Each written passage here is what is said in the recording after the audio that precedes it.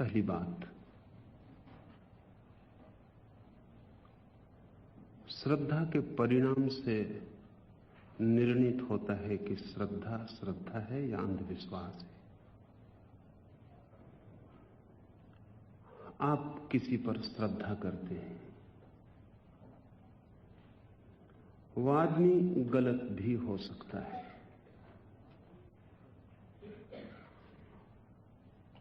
वो श्रद्धा का पात्र ना भी हो, ये भी हो सकता है। अगर ऐसे आदमी पर आप श्रद्धा करते हैं तो लोग कहेंगे ये अंधश्रद्धा है, आप अंधे हैं, आपको दिखाई नहीं पड़ता कि वो आदमी गलत है। अगर आप ऐसे किसी सिद्धांत पर श्रद्धा करते हैं जिसके लिए वैज्ञानिक कोई प्रमाण नहीं है, तो लोग कहेंगे ये अंधश्रद्धा है। मेरी परिभाषा अलग है। कोई सिद्धांत वैज्ञानिक है या नहीं, ये बहुत महत्वपूर्ण नहीं है। अगर उस सिद्धांत पर श्रद्धा के कारण आपका जीवन वैज्ञानिक होता जाता हो, अगर उस श्रद्धा के कारण आप रूपांतरित होते हो, अगर वो श्रद्धा आपको शुभ और सत्य की दिशा में गतिमान करती हो, तो श्रद्धा है।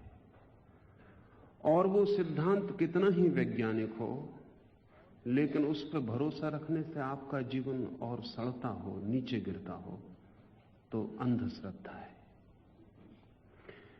जिस व्यक्ति पे आप श्रद्धा करते हैं वो ठीक हो या गलत हो, ये असंगत है, निष्प्रयोजन है, इररिलेवेंट है। वो गलत ही हो और उस पर श्रद्धा आपको ठीक बनाती हो, उस पर श्रद्धा आपके जीवन को आनंद से, संगीत से, सौंदर्य से भरती हो, तो मैं इसे श्रद्धा कहूंगा। और वह आदमी बिल्कुल ठीक हो और आपकी श्रद्धा उस पर आपको नीचे गिराती हो, दुख में, पीड़ा में, नरक में, या आपकी गति को अवरुद्ध करती हो, उस श्रद्धा के कारण आप बढ़ते ना हो, रुक जाते हो, तो मैं कहूंगा अंधश्रद्धा है।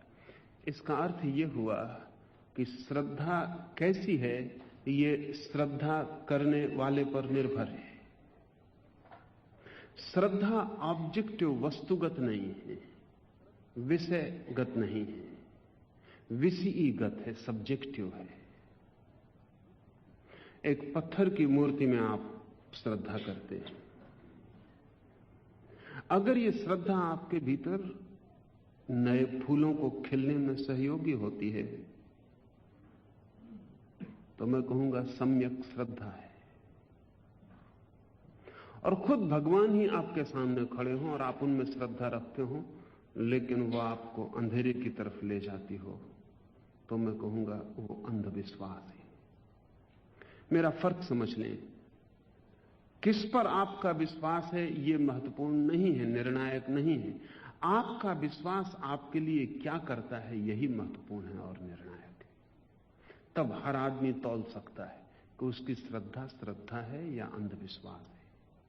अगर आपके विश्वास आपको कहीं भी नहीं ले जाते और आप जहां थे वहीं सड़ते रहते हैं, तो वे अंधविश्वास है। क्योंकि श्रद्धा तो एक आग है, वह आपको जला देगी और बदल डालेगी। आग में हम डालते हैं सोने को, तो जो कचरा है वो जल जाता है, सोना बच जाता है। आग सच्ची है या झूठी, इसका और क्या सवाल सोना पूछ सकता है। सोना यही देख ले कि उसके भीतर जो कचरा था वो जल गया, वो निखर के स्वर्ण होकर बाहर आ गया, तो आग सच्ची थी। आग को जानने का सोने के लिए और उपाय भी क्या है? और अगर कचरा सब बचा हुआ साथ रह गया है, तो आग झूठी थी। आप इसकी फिक्र मत करना कि किस पे आपकी श्रद्धा है, आप इसकी फिक्र करना कि आपको जो श्रद्धा है वो आग है या नहीं, वह आपको बदलती है या नहीं बदलती है। ये बड़े मजे की बात है। और इसलिए कई बार ऐसा होता है कि श्रद्धा जिस पर आपकी है वो शायद पात्र ना भी हो। लेकिन आप पात्र हो जाते हैं श्रद्धा के कारण। और रोज ऐसा होता है कि जिस पर आपकी श्रद्धा है वो पूरा पात्र है, लेकिन आपकी जिंदगी में कोई अंतर नहीं पड़ता, कोई क्रांति घटित नहीं होती, आप अपात्र ही रह जाते। मगर हम सब यही सोचते हैं कि जिसमें हमारी श्रद्धा है वो ठीक है या नहीं। आप सोचें दूसरे छोर से, जिसकी श्रद्धा है वो ठीक है या नहीं। आपकी श्रद्धा आपको भयभीत करती हो, अंधविश्वास है। आपकी श्रद्धा आपको अभय करती हो, श्रद्धा है। आपकी श्रद्धा आपको घृणा और क्रोध और वैमनस्य से भरती हो, अंधविश्वास है। आपकी श्रद्धा करुणा बन जाती हो, श्रद्धा है। अपने से तौलना और कोई दूसरा उपाय नहीं है। जो दूसरे से तौलने चलेगा उसे कभी भी कोई पात्र मिलने वाला नहीं है जिस पर वो श्रद्धा कर सके। कभी भी कोई पात्र मिलने वाला नहीं जिस पर वो श्रद्धा कर सके। और जो अपने से सोचना शुरू करेगा उसे चारों तरफ पात्र ही पात्र मिल जाएंगे जिन पर श्रद्धा की जा सके। श्रद्धा ही चुकाती है। किस पर की है यह महत्वपूर्ण नहीं है, की है, इसलिए क्रांति घटित होती है।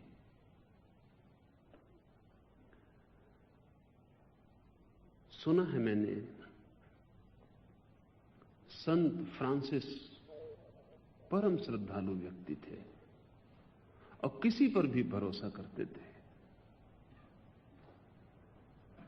उनका शिष्य था लियो, दोनों एक यात्रा पर थे। कोई भी साथ हो जाता फ्रांसिस के तो वो उसे साथ रख लेते। अक्सर तो कोई भी साथ होकर उनका सामान भी चुरा के ले जाता। एक रात टिकता, रात उनका बिस्तर, उनकी झोली, जो कुछ थोड़ा बहुत होता लेके चला जाता। लियो बहुत परेशान था उनका शिष्य। वो कहता कि कम से कम जांच परख तो कर लेनी चाहिए। हर किसी को साथ ले लेते हैं और फिर तकलीफ उठाते हैं। ये आदमी पर भरोसा छोड़ो, इतने आदमी धोखा दे गए हैं फिर भी तुम्हारा आदमी पर भरोसा नहीं छूटता। तो संत फ्रांसिस कहता, वे सब मेरी श्रद्धा की परीक्षा ले रहे हैं। दो उपाय हैं। एक आदमी रात रुका है और चोरी करके चला गया, तो एक तो उपाय यह है कि सामान तो गया ही, जिसकी कोई कीमत नहीं, साथ श्रद्धा भी चली जाए जिसकी बड़ी कीमत है। तो संत फ्रांसिस ने लियो से कहा कि लियो, तुझे वो लोग ज्यादा नुकसान पहुंचा रहे हैं। सामान की तो बड़ी कीमत नहीं, लेकिन तेरी श्रद्धा भी नष्ट होती जा रही है। और संत फ्रांसिस ने कहा कि अगर ऐसे लोग मेरे साथ ठहरे जो भले हैं, तो मेरी श्रद्धा के लिए कोई कसौटी भी ना होगी। मैं आदमी पर भरोसा किए ही चला जाऊंगा, क्योंकि सवाल आदमी का नहीं, सवाल मेरे भरोसे का है। सवाल यह नहीं है कि आदमी पर मेरी श्रद्धा हो, सवाल यह है कि मेरी श्रद्धा हो। और अगर मैं आदमी पर भरोसा नहीं कर सकता तो फिर मैं किसी पर भी भरोसा नहीं कर सकूंगा। इसको अगर इस तरह से देखेंगे तो सारी दृष्टि और श्रद्धा मूल्यवान है। पत्थर पर है या परमात्मा पर, यह गौण है। पत्थर पर भी हो सकती है और तब पत्थर भी परमात्मा का काम देने लगता है। अंधविश्वास नपुंसक श्रद्धा है, उससे कुछ भी नहीं होता। उसे हम रखे रहते हैं मस्तिष्क के कोने में, वो किसी काम की नहीं है, उसका कोई उपयोग नहीं है। इतने लोग ईश्वर में भरोसा करते हैं, ये भरोसा झूठा होना चाहिए, क्योंकि अगर इतने लोग सच में ही ईश्वर में भरोसा करते हैं तो ये जगत इतना कुरूप नहीं हो सकता जितना कुरूप है। अगर इतने लोग सच में ही ईश्वर में भरोसा करते हैं तो इनकी जिंदगी में जो सुगंध, जो सुवास आनी चाहिए, उसका तो कहीं कोई पता नहीं चलता, सिर्फ दुर्गंध आती है। ये भरोसा झूठा है, ये भरोसा ऊपरी है, ये भरोसा दिखाऊ है। तो इसे मैं कहूंगा अंधविश्वास। जो क्रांति ले आए आपके जीवन में वो श्रद्धा है, और जो आपकी जिंदगी में एक स्थिरता लगा दे, स्टिग्नेंसी पैदा कर दे, और आप एक ही जगह बंद तालाब की तरह सड़ते रहें, वो अंधविश्वास है। जो मुल्क अंधविश्वासी हैं वो बंद डबरे में सड़ते रहते हैं। श्रद्धा तो एक बहाव है, एक तीव्र गति है। श्रद्धालु होना आसान नहीं, क्योंकि श्रद्धा का अर्थ है अपने को बदलने की तैयारी। बुद्ध के पास अनेक लोग आते हैं। बुद्ध के पास आते हैं तो वे कहते हैं बुद्धम शरणम गच्छामि, हम बुद्ध की शरण जाते हैं। एक युवक वैशाली में बुद्ध के पास आया और उसने कहा कि मैं आपकी शरण आता हूं। तो बुद्ध ने पूछा, तुम मेरी शरण आते हो ये अपना उत्तरदायित्व टालने के लिए तो नहीं? ऐसा तो नहीं है कि अब से तुम समझो, अब से तुम्हारी कृपा से कुछ हो तो ठीक है। अगर ये शरण में आना सिर्फ दायित्व टालना हो तो तुम शरण नहीं आते, मेरे सिर पड़ते हो। और अगर ये शरण में आना सिर्फ एक आंतरिक क्रांति की शुरुआत हो तो ही सार्थक है।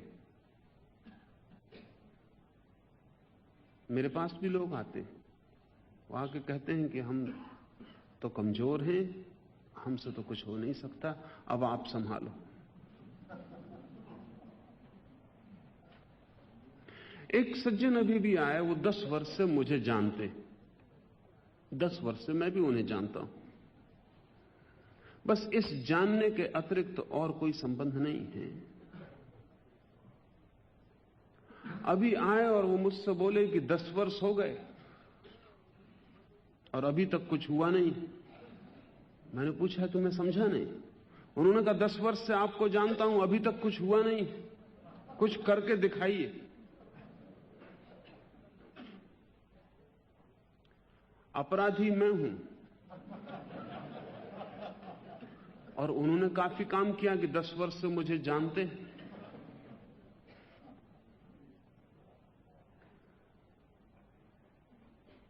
वो भी कह सकते हैं कि उनकी मुझ पर श्रद्धा है। वो श्रद्धा नहीं, वो अंधविश्वास है। और वो अंधविश्वास आत्मघाती है, क्योंकि उसमें मेरा कोई नुकसान नहीं हो रहा है। अगर वो इस भरोसे बैठे हैं कि मैं कुछ करूं और होगा, तो कभी भी नहीं होगा।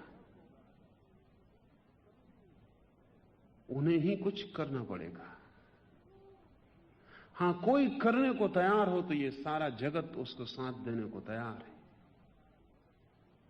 कोई बैठने को तैयार हो तो ये सारा जगत उसको बैठाने को भी तैयार है। अस्तित्व सहयोगी है। आप नरक जा रहे हैं तो अस्तित्व आपको नरक की तरफ ले जाता, आप स्वर्ग जा रहे हैं तो अस्तित्व आपको स्वर्ग की तरफ ले जाता। लेकिन जाते सदा आप हैं। निर्णय आपका, दायित्व आपका।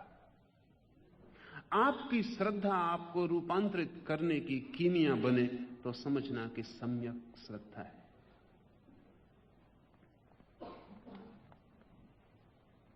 एक मित्र ने पूछा है कि, और एक ने नहीं, बहुत मित्रों ने, कोई 20 मित्रों ने वही सवाल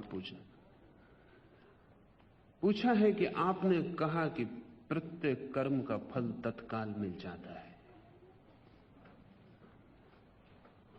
अगर प्रत्येक कर्म का फल तत्काल मिल जाता है तो फिर एक आदमी अंधा और एक आदमी गरीब और एक आदमी अमीर क्यों पैदा होते हैं? अगर तत्काल फल मिल जाता है तो फिर जन्म जन्म में भेद क्यों पड़ता है? ये भेद का कारण समझ लें। फल तो तत्काल मिलता है, फिर भी भेद पड़ता है। और भेद इसलिए पड़ता है कि तत्काल मिले हुए फल का जो इकट्ठा जोड़ है वो आप है। उसका जोड़ कहीं किसी ईश्वर के हाथ में नहीं है, वो जोड़ आप है। आप जो भी एक जिंदगी में करते हैं उस सब का परिणाम है। आपने एक जिंदगी में 1000 बार क्रोध किया, तो आप वही आदमी नहीं हो सकते जिसने एक भी बार क्रोध नहीं किया।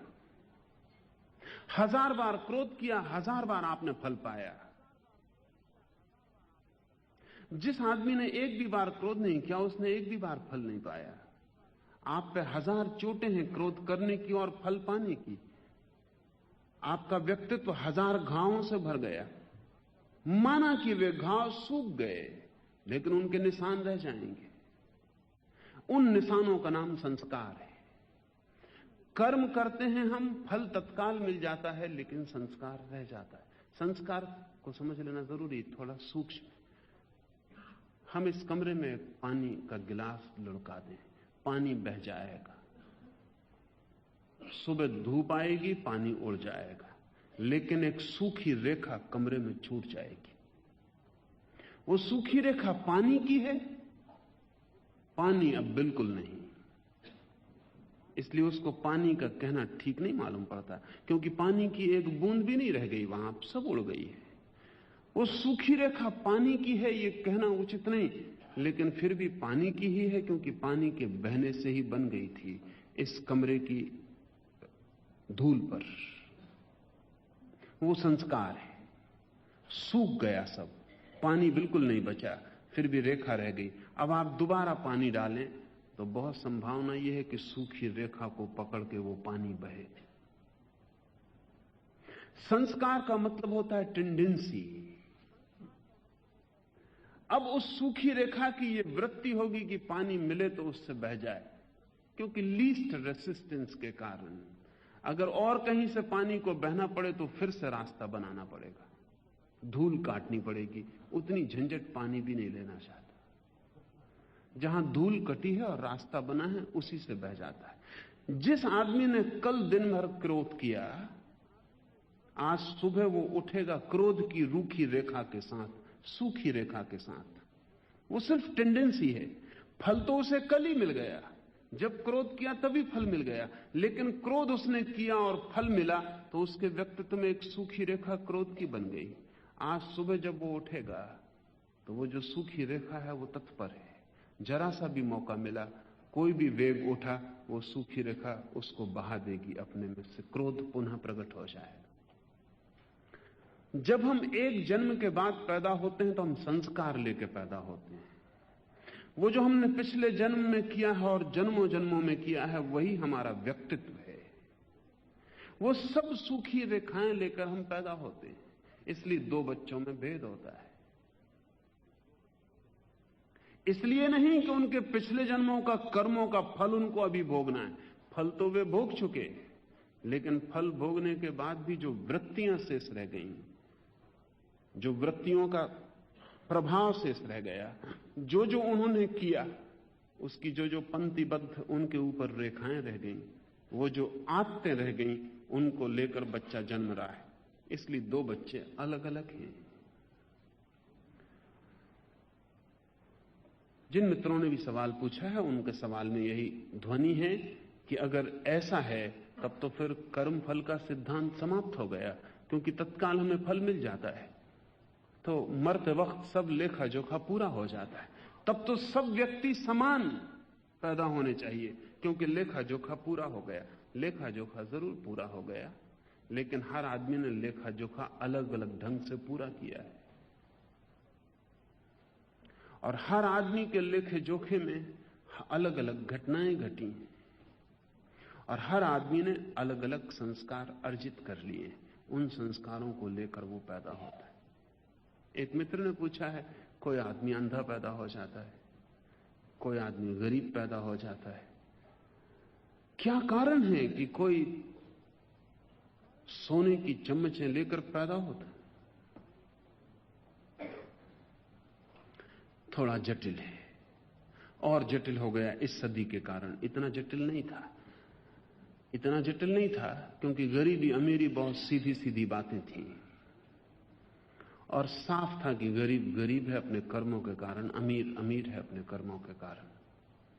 इसमें सच्चाई है, इसमें सच्चाई है, क्योंकि हम गरीब होने का संस्कार भी अर्जित करते हैं।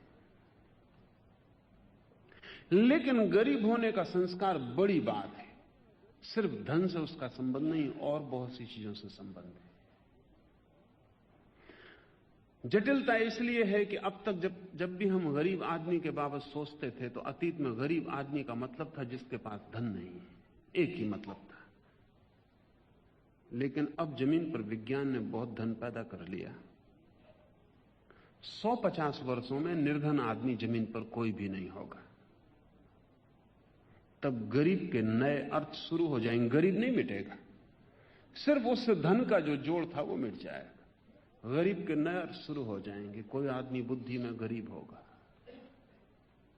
कोई आदमी स्वास्थ्य में गरीब होगा, कोई आदमी सौंदर्य में गरीब होगा। ध्यान रखें, धन तो मनुष्य जाति का इतने दिनों का जो श्रम है उसके परिणाम में सबको उपलब्ध हो जाएगा। लेकिन तब सूक्ष्मतम दरिद्रताएं प्रकट होनी शुरू हो जाएंगी। जब स्थूल दरिद्रताएं मिटती हैं तो सूक्ष्म दरिद्रताएं शुरू हो जाती। जब सबके पास धन बराबर होता है तो धन की तो बात समाप्त हो गई। लेकिन तब बुद्धि, प्रतिभा, गुण, उनकी दीनता करने लगती। दरिद्रता बड़ा शब्द है, उसकी अभिव्यक्तियां बहुत हो सकती हैं। अब तक जो बड़ी से बड़ी अभिव्यक्ति थी वो धन की थी। भविष्य में जो बड़ी अभिव्यक्ति है वो गुण की होगी। लेकिन ये जारी रहेगा, क्योंकि हम अलग अलग कर्म से अलग अलग संस्कार अर्जित करते हैं।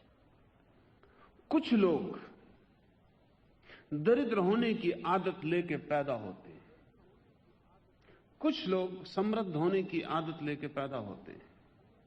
जो लोग समृद्ध होने की आदत लेकर पैदा होते हैं उनको भिखारी भी बना के रास्ते पर खड़ा कर दो तो भी उनकी चाल में सम्राट की रौनक होगी। जो लोग दरिद्र होने की आदत लेकर पैदा होते हैं, देखो बड़े बड़े महलों में भी बैठ के उनसे ज्यादा दरिद्र आदमी खोजना मुश्किल हो जाए। कंजूस आदमी वो है जो दरिद्र होने की आदत लेकर पैदा हुआ है। धन भी उसके पास आ जाए तो उसको खर्च नहीं कर पाता। धन तो मिल भी सकता है समाज की व्यवस्था से, लेकिन खर्च करने की जो आदत है, उसे धन को भोग लेने की जो आदत है, वो बहुत गहरा संस्कार है। तो एक आदमी को आप धनी बना दें और आप अचानक पाएंगे कि इतना दरिद्र वो पहले नहीं था जितना आप हो गया।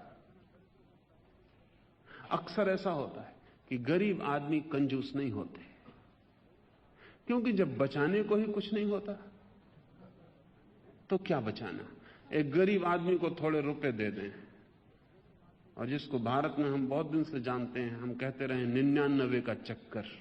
एक आदमी को 99 रुपए दे दें, अब उसकी एक ही इच्छा होगी कि कैसे 100 हो जाए। ये इच्छा बड़ी स्वाभाविक है। और उसको आज जो 1 रुपया मिलेगा वो आज भूखा सो जाना चाहेगा, 100 कर लेना चाहेगा। लेकिन जब एक दफा मन को 99 से 100 करने का रस लग जाता है तो फिर 100 से 1 करने का, फिर 1 से 2 करने का वो रस बढ़ता चला जाता है। पुरानी कथा है पंचतंत्र में, एक सम्राट सदा अपने नाई से पूछता था कि तू इतना प्रसन्न कैसे है, तेरे पास कुछ भी नहीं है। नाई कहता कि मुझे जो आप दे देते हैं उतना बहुत है। सांझ गुजर जाती है, दिन गुजर जाता है, दूसरे दिन फिर सुबह आपकी सेवा कर जाता हूं, मालिश कर जाता हूं, बाल बना जाता हूं, जो मिल जाता है वो दिन भर के लिए काफी है। फिर अचानक एक दिन सम्राट ने देखा कि नाई उदास है और नाई बड़ा बेचैन है और लगता है रात भर सोया नहीं। तो सम्राट ने पूछा कि आज तेरे हाथों में ताकत नहीं मालूम पड़ती और रात तू सोया नहीं, ऐसा लगता है तेरी आंखों में नींद है, कहीं तू भी 99 के चक्कर में तो नहीं पड़ गया। उस नाई ने पूछा आपको कैसे पता चला? उसने कहा कि पागल, तू झंझट में मत पड़ना, ये मेरे वजीर की करतूत है, कल उससे मेरा विवाद हो गया और मैंने कहा कि नाई बड़ा शांत संयमी आदमी, उसने कहा कि कुछ मामला नहीं, सिर्फ 99 उसके पास नहीं। तो उसने मुझसे कहा था आज रात जाके मैं 99 की एक थैली उसके घर में फेंकाऊंगा, सुबह देख लेना। तू पड़ गया झंझट में।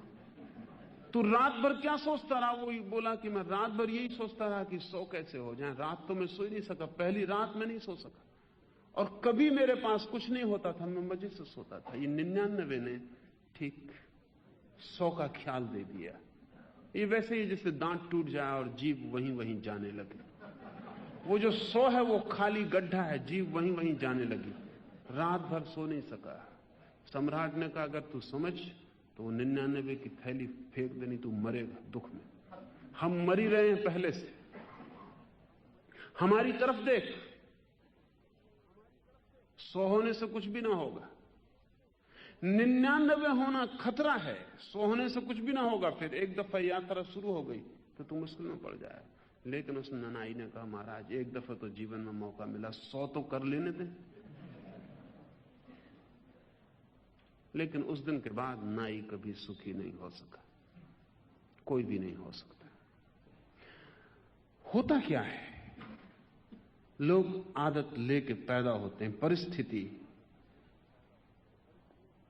परिस्थिति मौका बनती उस आदत के प्रकट होने का या रुक जाने का।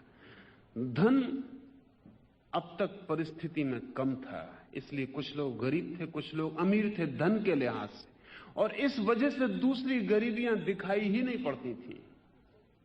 अब दुनिया मुसीबत में पड़ेगी क्योंकि धन की गरीबी परिस्थिति से मिटी जा रही है, मिट जाएगी, और तब आपको पहली दफा पता चलेगा कि और भी गरीबियां हैं जो धन से बहुत गहरी। वैज्ञानिक कहते हैं कि 5% लोग ही केवल प्रतिभाशाली होते हैं, केवल 5%।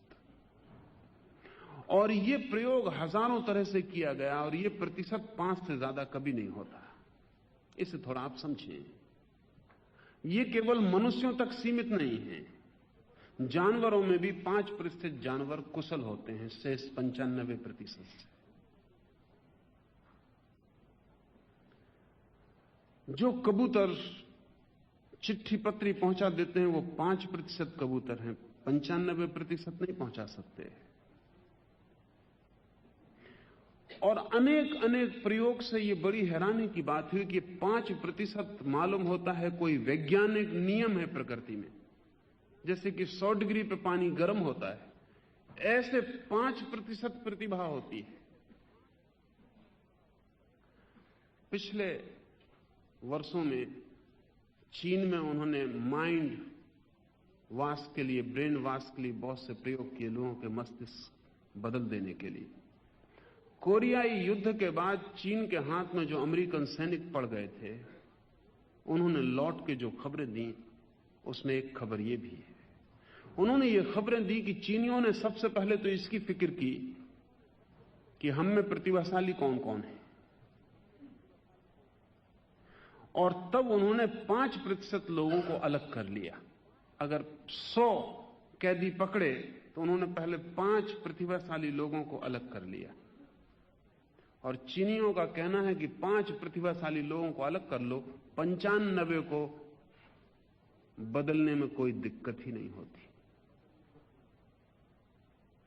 5 को अलग कर लो, फिर 95 कभी गड़बड़ नहीं करते, कोई उपद्रव, कोई बगावत, भागना, कुछ नहीं। 5 को अलग कर लो, 95 के ऊपर पहरेदार रखने की भी कोई जरूरत नहीं। वो 5 हैं असली उपद्रवी। अगर वो 5 वहां रहे तो झंझटें जारी रहेंगी, भागने की चेष्टा होगी, बगावत होगी, कुछ उपद्रव होगा। और अगर वो 5 मौजूद रहे तो वो 5 जो हैं लीडर्स हैं, वो नेतृत्व है उनके पास। उनकी मौजूदगी में आप बाकी को भी नहीं बदल सकते, बाकी सदा उनके पीछे चलेंगे। उनके 5% को अलग कर लो, वो 95% बिल्कुल ही खाली हो जाते। उनकी जगह किसी को भी रख दो, वो उनका नेतृत्व स्वीकार कर लेंगे। ये केवल आदमियों में होता तो हम सोचते शायद आदमी की समाज व्यवस्था का परिणाम है। वैज्ञानिकों ने चूहों पर प्रयोग किए हैं, खरगोशों पर प्रयोग किए हैं, भेड़ों पर प्रयोग किए हैं, वो 5%। आपने सुना ना, भेड़ें कतार बांध के चलती हैं, लेकिन किसी के तो पीछे चलती हैं। 5% भेड़ें आगे भी चलती, सभी भेड़ें पीछे नहीं चलती। 5% भेड़ें आगे भी चलती। वो 5% भेड़ों को अलग कर लो, बाकी झुंड एकदम क्याटिक हो जाता, उसकी कुछ समझ में नहीं आता अब क्या होगा। जो लोग जू में काम करते हैं, अजायब घरों में काम करते हैं, जहां बड़े बड़े लंदन या मास्को में जहां बड़े बड़े अजायब घर हैं, उन अजायब घरों में काम करने वाले लोगों को पता है कि जब भी नए बंदर आते हैं तो उनमें से 5% तत्काल अलग कर लेने होते हैं। वो लीडर्स, पॉलिटिशियंस, उनको अलग कर लेने, वो उपद्रव मचा देंगे। उनको अलग कर लेने के बाद बाकी सब डोसाइल, बिल्कुल अनुशासन मान लेते। इससे भी बड़ी मजे की बात जो है वो ये पता चली है कि जेल खानों में जो अपराधी हैं, राजधानियों में जो राजनीतिज्ञ हैं, मंदिरों में, चर्चों में, गिरजाघरों में जो पुरोहित हैं, यूनिवर्सिटीज में, विश्वविद्यालयों में, कॉलेजों में जो पंडित हैं, ये 5% है सब मिला के। ये जरा जटिल बात है, क्योंकि एक लंदन के जू में प्रयोग किया जा रहा था कि अगर बंदरों को ठीक से भोजन, ठीक से सुविधा, उनको कोई अड़चन न दी जाए, जगह दी जाए, तो वो जो 5% प्रतिभाशाली लोग हैं, वो बाकी शेष बंदरों को अनुशासित रखने में सहयोगी होते हैं, उनको गड़बड़ नहीं करने देते। वो 5% नेतृत्व ग्रहण कर लेते। अगर तकलीफ दी जाए, भोजन कम हो, सुविधा कम हो, अड़चन हो, तो वो 5% क्रिमिनल हो जाते हैं, अपराधी हो जाते हैं, और वो 5% बाकी को उपद्रव करवा के हड़ताल या कुछ न कुछ करवाते हैं। वैज्ञानिकों का यह कहना है कि अपराधी और राजनीतिक एक ही सिक्के के दो पहलू हैं। इसलिए आप कभी देखें, जब तक राजनीतिक ताकत में नहीं होता तब तक वो हड़ताल करवाता है, जब वो ताकत में हो जाता तब वो हड़ताल तोड़वाता है। बड़ी मुश्किल की बात। ये वही बंदर वाला नियम, उसमें कुछ फर्क नहीं है। जब तक राजनीतिक ताकत के बाहर है तब तक वो सब तरह के उपद्रव को क्रांति कहता है। जब वो ताकत में आ जाता, सब तरह की क्रांति को उपद्रव कहता है। जब वो ताकत में होता है तब वो कहता है कि लोग अपराधी हैं जो उपद्रव कर रहे हैं। जब वो ताकत के बाहर होता तब वो कहता है कि लोग बगावती हैं, विद्रोही हैं। उसकी भाषा बदल जाती। ताकत में आते से वो अनुशासन की बात करता है, और वो कहता है अगर अनुशासन रहेगा तो सुख शांति सब आ जाएगी। ताकत के बाहर कर दो कि वो कहता है बगावत चाहिए, क्रांति चाहिए, बिना क्रांति के कुछ भी नहीं हो सकता, क्रांति से ही सुख आएगा। लेकिन चाहे अपराधी हो, चाहे राजनीतिक हो,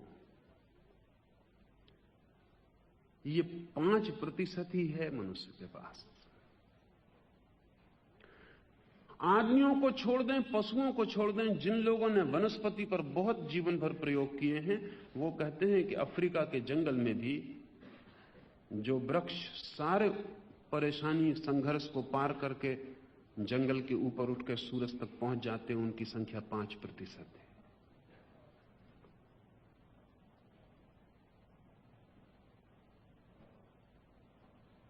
अगर एक पानी का सरोवर हो और उसमें मछलियां हो और आप जहर डाल दें,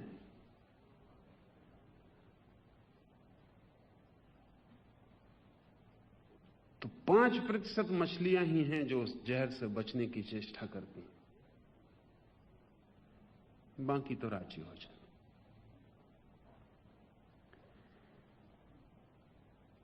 आपके शरीर में जब कोई बीमारी प्रवेश करती है तो आपके शरीर के सेल्स में भी 5% ही हैं जो उसको रेसिस्ट करते, उसको लड़ते। अगर वो 5% अलग कर दिए जाएं आपके शरीर में, फिर कोई रेसिस्टेंस, कोई अवरोधक शक्ति नहीं रह जाती, तब कोई भी बीमारी प्रवेश कर सकती। गरीबी मिटानी बड़ी मुश्किल बात है। वो 5% किसी ना किसी अर्थ में अमीर होंगे ही। अर्थ बदल सकते हैं। कभी उनकी अमीरी मकान की होगी, कभी उनकी अमीरी ताकत की होगी, कभी उनकी अमीरी ज्ञान की होगी, कभी उनकी अमीरी काव्य की, कला की होगी, लेकिन एक हिस्सा अमीर होगा, एक हिस्सा गरीब होगा। गरीबी और अमीरी का यह संदर्भ अगर ख्याल में रहे तो समाजवाद या साम्यवाद से संस्कार और कर्म के सिद्धांत में कोई अंतर नहीं पड़ता है। हम बदल सकते हैं, परिस्थिति बदल सकते हैं, लेकिन व्यक्ति के भीतर की जो क्षमताएं उन्हें बदलना आसान नहीं। उन्हें व्यक्ति ही जब बदलना चाहे तब बदल सकता है।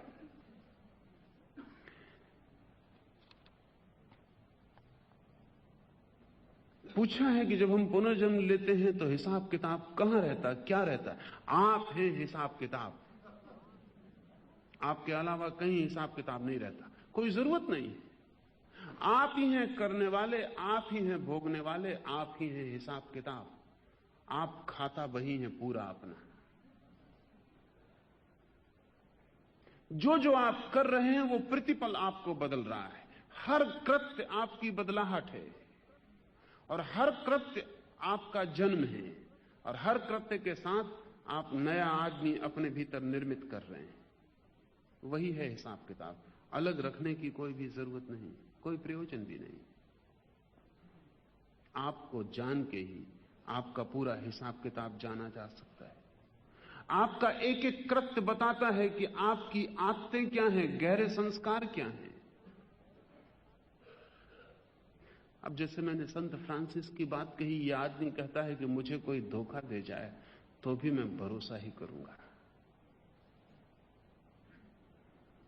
ये इसके गहरे संस्कार की खबर है। इसने भरोसे का संस्कार बनाया है, तो कोई आदमी धोखा देके इतनी आसानी से तोड़ नहीं सकता। बहुत मुश्किल है इसके संस्कार को तोड़ना। और जब इसका संस्कार टूटता नहीं धोखा देने से, तो और मजबूत हो जाता है। प्रत्येक चीज मजबूत होती है पुनरुक्ति से। आपको कोई धोखा ना भी दे, कोई आदमी आपके कमरे में ऐसे ही चला आए, तो ही जो पहला ख्याल उठता है वो भरोसे का नहीं होता। अभी इसने कुछ किया नहीं, ना आपका गर्दन दबाई, न कोई आपका सामान ले भागा, लेकिन जो पहला ख्याल आपके भीतर उठता है वो ये उठता है कि पुलिस को आवाज दें, क्या करें। ये अभी इसने कुछ भी तो नहीं किया, अभी इसके संबंध में कोई भी निर्णय उचित नहीं है लेना, लेकिन आपने निर्णय गहरे में ले ही लिया। ऐसा है कुछ कि हमें कोई आदमी बुरा है इसके लिए प्रमाण की जरूरत नहीं होती, वो तो हमारे संस्कार से मिल जाती खबर हमें। कोई आदमी भला है तो हमें प्रमाण की जरूरत होती है। गैर भरोसा हमारी आदत है, भरोसा हमारी मजबूरी है। कोई मानता ही नहीं और ऐसा व्यवहार किया जाता है कि हमें भरोसा करना पड़ता है, लेकिन गैर भरोसा हमारी आदत है। आपको लगता है कि आप कभी कभी क्रोध करते हैं, गलती है आपकी। आप क्रोध आपकी आदत है। आप कभी कभी ऐसा होता है जब क्रोध में नहीं होते, लेकिन इतना कम होता है ये कि आपको पता ही नहीं चलता। इसलिए आप सोचते हैं कि कभी कभी आप क्रोध में होते हैं। बस आपका क्रोध ऐसा है कि कभी कभी 100 डिग्री पे उबलता हुआ होता है, कभी ल्यूकवार्म, कुनकुना क्रोध आपको पता ही नहीं चलता, क्योंकि वो आपकी आदत है, वो आप जिंदगी से वैसे ही हैं। कभी कभी जब ये कुनकुना क्रोध भी नहीं होता आप में, तब क्षण भर को आपको झलक मिलती है प्रेम की, अन्यथा नहीं मिलती। फिर कठिनाई यह है कि जितना आपका क्रोध का संस्कार है उतना ज्यादा आप क्रोध करते हैं, जितना ज्यादा क्रोध करते हैं उतना संस्कार मजबूत होता चला जाता है। हम अपने ही कारागृहों में बंद होते चले जाते हैं। इसे कहीं से तोड़ना पड़े। दो बातें ख्याल रखें। एक, अगर मैं कहता कि आपका कर्म का फल आप भोग रहे हैं, तब तो तोड़ने का कोई उपाय नहीं था। समझ लें फर्क। अगर मैंने कोई कर्म किया है और उसके कारण मैं आज क्रोधित हो रहा हूं, तो मुझे होना ही पड़ेगा, कोई उपाय नहीं। लेकिन मैं कहता हूं कर्म का फल तो तत्काल मिल जाता है, सिर्फ संस्कार रह जाते हैं। संस्कार का अर्थ है केवल एक खास ढंग का काम करने की वृत्ति, मजबूरी नहीं। इसलिए आप चाहें तो तत्काल अपने को बदल सकते हैं, चाहें तो तत्काल बदल सकते हैं, क्योंकि यह सिर्फ केवल एक आदत है। कभी आपने ख्याल किया कि कुछ बातें आप केवल आदत के कारण किए चले जाते हैं, केवल आदत के कारण, कुछ और वजह नहीं होती। आदत को तोड़ना कठिन है लेकिन असंभव नहीं है। और कभी कभी जरा सी बात आदत को तोड़वा देती है, जरा सी बात। अभी अमेरिका के कुछ मनोवैज्ञानिक जो रियल थेरेपी के प्रतिपादक हैं, वो कहते हैं एक यथार्थ मनोचिकित्सा, वो बड़े अनूठे प्रयोग कर रहे हैं और बड़े काम के प्रयोग हैं। वो कहते हैं एक आदमी को जिंदगी भर समझाओ कि सिगरेट मत पियो मत पियो, 25 दफा छोड़ता है फिर शुरू कर देता है, शराब पीता है छोड़ता है फिर शुरू कर देता है, कोई उपाय नहीं होता। वो कहते हैं आपकी थेरेपी रियल नहीं है, यथार्थ नहीं है, क्योंकि शराब है वास्तविक चीज और आपका समझाना है केवल शब्द। शराब है एक यथार्थ और शब्द है सिर्फ सिद्धांत, ये नहीं तोड़ पाएंगे। तो वो कहते हैं कुछ और किया जाना जरूरी है। वो क्या करते हैं, अब उन्होंने एक इंजेक्शन इजाद किया है। शराबी को वो इंजेक्शन रात में दे दिया जाता है, उसे पता भी नहीं चलता है। या उन्होंने गोलियां भी इजाद की हैं, वो उसको खिला दी जाती है। उन गोलियों के बाद जब भी वो शराब पीता है तो नासिया पैदा होता है, बड़ी बेचैनी पैदा होती है, वॉमिट होती है और सारा शरीर झरझर कपने लगता है और रोआ रोआ इतनी पीड़ा से भर जाता है कि नर्क उपस्थित हो गया। वो जो इंजेक्शन है उसके और शराब के मिलने से परिणाम होता है, वो आदमी दोबारा हाथ में शराब नहीं ले सकता। जैसे वो शराब हाथ में लेता सब उसे याद आ जाता है जो हुआ, और हजारों साल समझाने से जो नहीं होता वो एक इंजेक्शन से क्यों हो जाता। क्या हो गया, वो आदत थी सिर्फ एक, लेकिन अब आदत के विपरीत एक बड़ा दुख खड़ा हो गया। वो आदत इतनी बड़ी नहीं थी कि इस दुख के बावजूद भी, आमतौर से हम सोचते हैं कि लोग शराब दुख के बावजूद भी पीते हैं, हम गलत सोचते हैं। लोग कहते हैं एक आदमी शराब पी रहा है, उसकी पत्नी दुख में पड़ी, उसके बच्चे दुख में पड़े, फिर भी शराब पिए चला जा रहा है, इतना दुख हो रहा है फिर भी। आप गलती में हैं। हो सकता है ये दुख देना भी शराब पीने की एक हिस्सा हो, शायद वो और किसी तरह से दुख देने में समर्थ ना हो या उतना आक्रामक ना हो। इस बारीक तरकीब से वो दुख भी दे लेता है, अपना दुख भी भुला लेता है, दूसरों को दुख भी दे लेता है, दोनों काम कर लेता है। नहीं, इससे कोई अंतर नहीं पड़ेगा। बल्कि ये भी हो सकता है कि पत्नी दुखी दिखाई ना पड़े और बच्चे बड़े प्रसन्न दिखाई पड़े और सब कहें कि पिताजी आप मजे से पिए चले जाओ, आप 24 घंटे पियो, तो शायद वो चौंक के खड़ा भी हो जाए कि मामला क्या है, कोई दुखी नहीं हो रहा और मैं शराब पिए चला जा रहा हूं। शायद शराब का रस ही चला जाए। जिंदगी बड़ी जटिल है। लेकिन ये रियल थेरेपी के लोग कहते हैं कि अगर किसी भी आदत को तोड़ना है तो उस आदत को इतने बड़े दुख के साथ जोड़ देना जरूरी है कि वो जो पुरानी सिर्फ वृत्ति की वजह से आदमी बह जाता था, वो दुख बीच में खड़ा हो जाए और उसको चुन के जाना पड़े कि अगर मैं जाता हूं आदत में तो ये दुख झेलना पड़ेगा।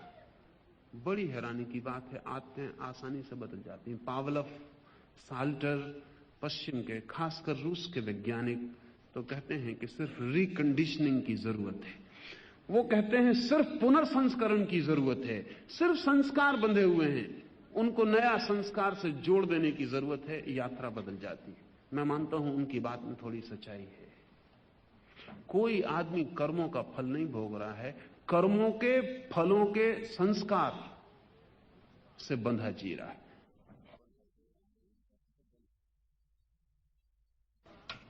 संस्कार मजबूत है अगर आप उसके साथ बहते हैं, कमजोर है अगर आप निर्णय करते हैं और रुक जाते हैं। इसलिए ऐसा कोई भी कृत्य नहीं है जिसे आप न रोक सकते हो, और अगर आप कर रहे हैं तो आप ही जिम्मेवार हैं। और अपने मन को ऐसा मत समझाना कि क्या करें, जन्मों जन्मों का कर्म फल है, भोगना ही पड़ेगा। ये भी होशियारी है। ये भी जो आप करना चाहते हैं उसको करते रहने की नीयत, और कुछ भी नहीं। ये भी जस्टिफिकेशन है, ये भी आप अपने को न्यायोचित ठहरा रहे हैं। बड़े मजे की बात है कि कर्म का सिद्धांत तो धर्म का अंग था, और हमने कर्म के सिद्धांत से अपने सब अधर्म के लिए सहारा खोज लिया। क्या कर सकते हैं? हाथ के बाहर है बात। जो हो चुका वो हो चुका, वो भोगना ही पड़ेगा। जो हो चुका वो आप भोग चुके हैं। अगर आप पुनः उसे दोहरा रहे हैं तो ये केवल एक बार बार दोहराई गई आदत है, किसी कर्म का फल नहीं। हर बार दोहरा के फल पाएंगे और हर बार आदत मजबूत होती चली जाएगी। धीरे धीरे आदमी आदतों का एक पुंज ही रह जाता है। हम सब आदतों के पुंज। इन आदतों को बदलना हो तो संकल्प की जरूरत है, और संकल्प की शुरुआत इससे होती है कि आपको ये ख्याल में आ जाए कि ये बदली जा सकती है। अगर आपको ये ख्याल है कि ये बदली ही नहीं जा सकती तो आपका संकल्प बिल्कुल मर जाएगा। एक जर्मन यहूदी फ्रेंकल पिछले महायुद्ध के वक्त जर्मनी के एक बड़े कारागृह में बंद था। उसने लिखा है, बड़ी हैरानी की बातें लिखी। उसने अपने संस्मरणों में लिखा है, क्योंकि वो एक मनस्विद है, वो निरीक्षण करता रहा क्या हो रहा है। दिसंबर करीब आ रहा था, त्योहार के दिन करीब आ रहे थे, और सभी कैदियों को यह आशा थी कि कम से कम क्रिसमस के करीब छुटकारा हो जाएगा, क्रिसमस के करीब हिटलर दया करेगा और लोग छोड़ दिए जाएंगे। फ्रेंकल ने लिखा है कि क्रिसमस तक कितनी ही तकलीफें दी गई कैदियों को, कोई नहीं मरा। लोग बीमार रहे, लेकिन एक आशा थी। क्रिसमस करीब आ रहा है, उस आशा के साथ प्राण में बल था।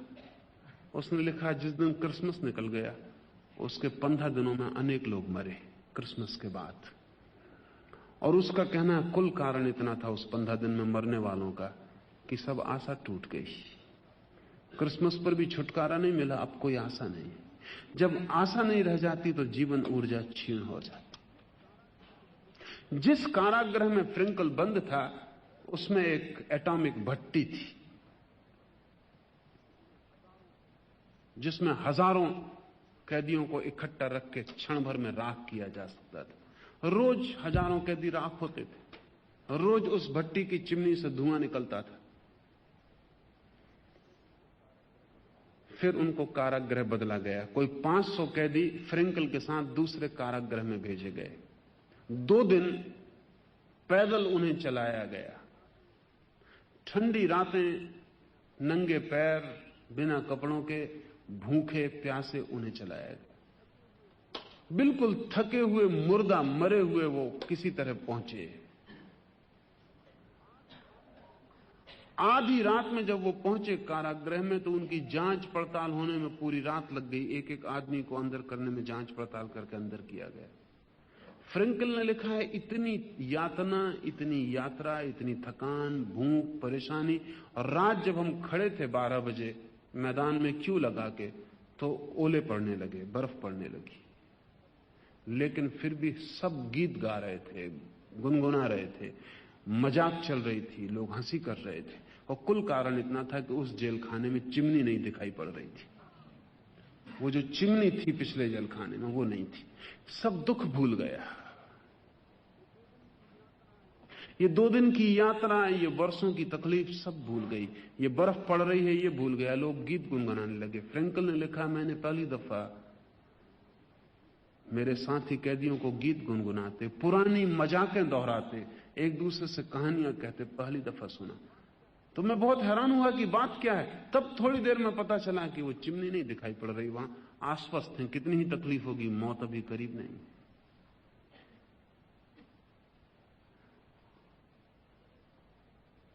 अगर ऐसा हो कि रात के अंधेरे में चिमनी ना दिखाई पड़ रही हो और सुबह रोशनी हो और चिमनी दिखाई पड़ जाए, तो अनेक तो वहीं गिर पड़ेंगे। 2 दिन की थकान एकदम पैर जवाब दे देंगे। आदमी अपने भरोसों से जीता है, अपनी आशाओं से जीता है, अपने अभिप्रायों से जीता है। अगर आपको ख्याल है कि आप अपने को बदल सकते हैं, यह ख्याल ही बदलाहट की पहली बुनियाद बन जाती। आपको ख्याल है कि बदलाहट हो नहीं सकती, हाथ पर ढीले पड़ जाते, आप जमीन पर गिर जाते। जिंदगी की ऊर्जा आपके ख्यालों से उठती और गिरती है। मैं आपसे कहता हूं, संस्कार हैं आपके पास, लेकिन संस्कार पानी की सूखी रेखाओं की तरह हैं। अगर पानी को कुछ न किया गया तो वो उनसे बह जाएगा, लेकिन अगर जरा सी ही चेष्टा की गई तो पानी नई रेखा बना लेगा। पुरानी रेखा कोई नियति नहीं है कि पानी उसी से बहे। कुछ न किया गया, पैसिवली पानी छोड़ दिया गया तो पुरानी रेखा से बहेगा। लेकिन अगर जरा सी भी चेष्टा की गई तो पुरानी रेखा मजबूर नहीं कर सकती पानी को बहने के लिए। बस इतना ही संस्कार है आदमी पर। अतीत से हम बंधे, लेकिन भविष्य के प्रति हम मुक्त हैं। इसे थोड़ा ठीक से समझ लें। अतीत से हम बंधे हैं, लेकिन बंधे हैं अपने ही भाव के कारण। भविष्य के प्रति हम मुक्त हैं, और हम चाहें तो एक झटके में अतीत की सारी रस्सियों को तोड़ दें। वे रस्सियां वास्तविक नहीं हैं, जली हुई रस्सियां हैं, राख की रस्सियां, रस्सियों जैसी दिखाई पड़ती। एक रस्सी को जलाएं, जल जाए, राख हो जाए, फिर भी बिल्कुल रस्सी मालूम पड़ती है, रेसा रेसा। और छू के न देखें तो यह भी हो सकता है कि हाथ में बंधी हो तो सोचें कि कैसे भाग सकते। छू के जरा देखें, जली हुई है, टूट सकती, अभी गिर सकती है। संस्कार का अर्थ है जली हुई रस्सियां, लेकिन अगर आप उनको रस्सियां मान के चलते हैं तो आप उनको प्राण देते हैं। मनुष्य अपने कर्म का फल भोगता है और प्रतिपल नए कर्म करने को मुक्त हो जाता है। सिर्फ आदत के कारण पुराने को दोहराए, बात दूसरी, लेकिन पुराने को दोहराना अनिवार्य नहीं है। इसलिए कोई आदमी अगर ठीक संकल्प का आदमी हो तो एक क्षण में पूरी जिंदगी बदल ले सकता, एक क्षण में। इस तरफ एक जिंदगी और दूसरी तरफ दूसरी जिंदगी शुरू हो सकती है।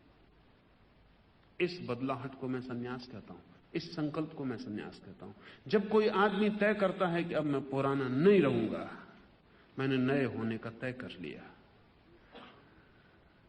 एक क्षण में भी ये हो सकता है और जन्मों जन्मों में भी ना हो, हम पर निर्भर है।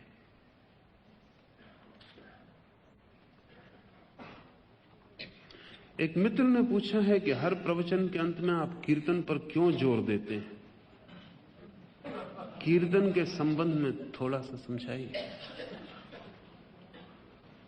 कीर्तन के संबंध में समझाना जरा मुश्किल है, क्योंकि समझ के जो परे है उसी को कीर्तन कहते हैं। और जोर इसलिए देता हूं कि आपकी समझ बहुत थक गई होगी, अब थोड़ा नासमझी का काम पीछे कर ले।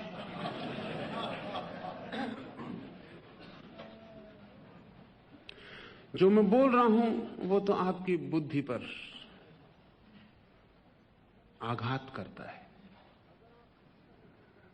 अगर आप इस तरह सुन रहे हो कि बुद्धि को हटा दें तो आपके हृदय तक जाता है, लेकिन ऐसा सुनना कठिन है। बुद्धि बीच में खड़ी रहती है, द्वार पर खड़ी रहती, भीतर जाने देने के पहले वो जांच परीक्षा करती कि अपने मत की बात है, अपने शास्त्र की बात है, अपने वेद में कही है कि नहीं कही है, तो भीतर जाने देती। वैज्ञानिक कहते हैं कि आपकी इंद्रियां और आपकी बुद्धि, जैसा हम आमतौर से सोचते हैं, बाहर की संवेदनाओं को भीतर ले जाने के उपाय हैं, ये थोड़ी ही दूर तक सच है। केवल 2% चीजों को भीतर जाने दिया जाता, 98% चीजों को बाहर रोक दिया जाता। ये जरूरी भी है। आप रास्ते से गुजर रहे हैं, अगर 100% जो घट रहा है रास्ते पर वो आपके भीतर चला जाए तो आप घर न पहुंच सकेंगे। आप घर पहुंच जाते हैं इसलिए कि आपका मस्तिष्क पूरे समय चुनाव कर रहा है, किसको भीतर जाने देना, किसको बाहर रोक देना। अगर सभी चीजें जो घट रही हैं आपके मस्तिष्क में घुस जाएं तो आप घर न पहुंच पाएंगे, या किसी दूसरे के घर पहुंच जाएंगे, या अपने भी घर पहुंच गए तो आप पहचान न पाएंगे कि यह आपका घर है। आप पागल हो जाएंगे। इस वजह से बुद्धि पूरे वक्त सुरक्षा करती है कि बिल्कुल जांच पड़ताल करके भीतर किसी चीज को प्रवेश करने दो। आप सभी चीजें नहीं सुनते, सभी आवाजें नहीं सुनते आप, और आपके भीतर क्षमता है इस बात की कि आप जो सुनना चाहें सुने, जो न सुनना चाहें न सुने। कान पर आवाज पड़ जाए तो भी आपकी बुद्धि चूक सकती है। उसको लगे नहीं सुनना तो कान सुन लेगा, बुद्धि अपना संबंध भीतर तोड़ लेगी। अभी एक वैज्ञानिक साल्टर प्रयोग कर रहा था, एक छोटी सी बिल्ली पर प्रयोग कर रहा है। तो बिल्ली के कान के पास जोर से आवाज की जाती, आवाज होती से बिल्ली चौंक जाती। आवाज इतनी तेज है, उसके चौंकने का, उसके कान में आवाज गई, उसका ग्राफ यंत्र पे बन जाता है कि बहुत जोर का आघात हुआ और बिजली का पूरा मस्तिष्क तंत्र झंझना गया। तब अचानक दूसरे कोने से एक चूहे को प्रवेश किया जाता। बिल्ली चूहे को देखती है और उसकी सारी आत्मा उसकी आंखों से चूहे की तरफ लग जाती। फिर आवाज की जाती है, बिल्ली को सुनाई नहीं पड़ती। वो ग्राफ भी नहीं बनता जो पहले बना था। आवाज अब भी हो रही, कान पर चोट पड़ रही, लेकिन वो जो ग्राफ बनता था कि उसके मस्तिष्क का तंत्र झंझना गया, वो बिल्कुल नहीं बनता। क्या हो गया? बिल्ली ने अपनी बुद्धि का और कान का संबंध तोड़ लिया। अब बुद्धि चूहे की तरफ दौड़ रही है। हम पूरे वक्त सक्षम हैं भीतर अपने संबंध तोड़ने और जोड़ने में। चूंकि ये एक बचाव की अनिवार्य शर्त है आदमी की, इसलिए बुद्धि की आदत हो गई बहुत चुन चुन के भीतर जाने देने की। तो जब आप मुझे सुन रहे हैं तब भी बुद्धि उस आदत का उपयोग करती है। जो उस आदत को छोड़ के सुनता है उसको ही हमने कल शिष्य कहा। वो जो सीखने के लिए इतना तैयार है कि बुद्धि के सब डिफेंस मेजर, सुरक्षा के उपाय अलग कर देता है, द्वार खुला छोड़ देता है। यही श्रद्धा का अर्थ है। श्रद्धा का अर्थ है जिस तरफ श्रद्धा है उस तरफ हम अपनी सुरक्षा के सब उपाय छोड़ देते हैं। तो आपके हृदय तक बात पहुंच जाएगी, तब तो आपके हृदय के तंतु भी झंझना जाएंगे। तब आपको कठिनाई नहीं होगी समझने में कि कीर्तन क्या है, आप खुद भी करना चाहेंगे। तब मैं जो बोल रहा हूं वो आपकी बुद्धि का भोजन नहीं बनेगा, आपके हृदय का रस हो जाए, और वो रस प्रकट होना चाहेगा, और वो रस मग्न होना चाहेगा, और वो रस डूबना चाहेगा। तो जो हृदय से सुन रहे हैं उनके तो पैर थिरकने लगेंगे, उनका तो सिर डोलने लगेगा, उनके तो हाथों में कोई नाचने लगेगा, चाहे वो संभाल के अपने कुर्सी पे बैठे रहें भला पास पड़ोस के डर से, लेकिन कोई उनके भीतर नाचने की तैयारी करने लगेगा। जो कहा है अगर वो हृदय को छू जाए तो आप जरूर ही नाचना चाहेंगे, क्योंकि हृदय नाचना ही जानता है।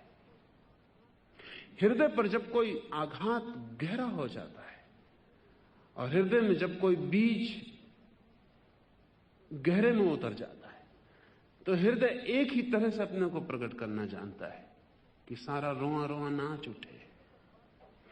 तो जिनको हृदय तक बात पहुंच जाती है वो नाचना चाहते हैं, और उन्हें बिना नाचे सड़क पर छोड़ देना खतरे से खाली नहीं है। एक 10 मिनट नाच के वो हल्के हो सकेंगे। वो जो भीतर घना हुआ वो प्रकट हो जाएगा, जो बादल आकाश में आया वो बरस लेगा, वे हल्के होकर जाएंगे और एक संबंध भी जोड़कर जाएंगे कि बुद्धि और हृदय में विरोध नहीं है, विरोध हमारा खड़ा किया हुआ है। लेकिन जिनकी समझ में नहीं आया, जिनकी समझ द्वार पर पहरा बन के खड़ी हो गई और जिन्होंने हृदय तक नहीं पहुंचने दिया, उनको जरूर सवाल उठेगा कि कीर्तन की क्या जरूरत है। न केवल सवाल उठेगा बल्कि ऐसा भी लगेगा कि ये तो बड़ा विपरीत है, जो मैं कहता हूं उससे ये कीर्तन विपरीत मालूम पड़ता है। ये तो बड़ी नासमझो जैसी बात है ग्राम में कि लोग नाचें कूदें। ध्यान रखें, मेरे लिए सभी विपरीत, जैसा लाओ त्से ने कहा है, परिपूरक है।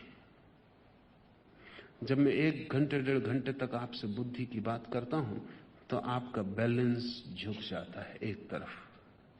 जरूरी है कि इससे विपरीत हम कुछ करके विदा हों, आप ज्यादा बैलेंस, ज्यादा संतुलित होकर जाएंगे। कुछ हृदय का हम कर लें। और भी कारण हैं। जो मैंने कहा है वो आपके गहरे उतर जाएगा अगर आप उसको सुन के नाच के लौटे। जो मैंने कहा है अगर आप सोचते ही लौटे आप उसको खराब कर लेंगे। मैंने कुछ कहा है आपके ऊपर वो हावी है सिर पर, आप उसको सोचते लौटेंगे, आप करेंगे क्या?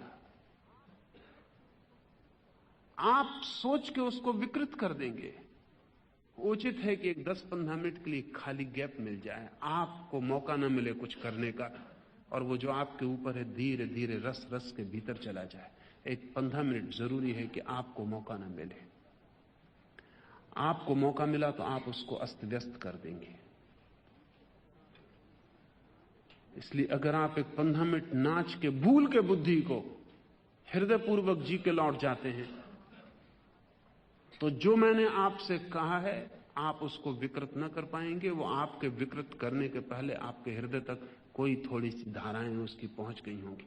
वे ही धाराएं वस्तुतः काम की हैं। फिर जो भी मैं कह रहा हूं वो कितना ही बौद्धिक मालूम पड़े, वो बौद्धिक नहीं है। कहना अभिव्यक्ति बौद्धिक है, और मैं उसे इस भांति समझाने की आपको कोशिश करता हूं कि आपके तर्क को भी समझ में आ जाए। लेकिन जो मैं कह रहा हूं वो तार्किक नहीं है। तर्क केवल माध्यम है, शब्द केवल उपाय है। जो मैं कह रहा हूं वो बिल्कुल अतर्क है, और जो मैं कह रहा हूं वो विचार के अतीत है। अगर मैं कहने पर ही आपको छोड़ दूं तो आप बहुत जल्दी तोतों की तरह पंडित बन जाएंगे या पंडितों की तरह तोते बन जाएंगे। आपको सब बातें कंठस्थ हो जाएंगी और आप भी दूसरों को कह सकेंगे, बस इतना ही होगा। इसका कोई बहुत अर्थ नहीं होने वाला। मेरा आपको कोई तोते बनाने का जरा भी प्रयोजन नहीं है। आपको पता ना होगा, अगर आप एक 10 मिनट नाच लिए, गीत गा लिए, आनंदित हो लिए,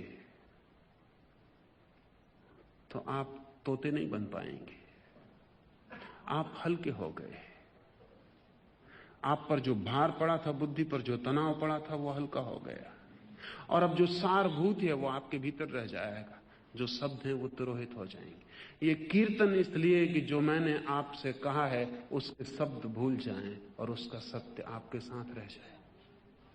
ये कीर्तन इसलिए कि जो मैंने आपसे कहा है उसका माध्यम ना पकड़ जाए, कंटेनर ना पकड़ जाए, कंटेंट, उसकी सार वस्तु आप में रह जाए।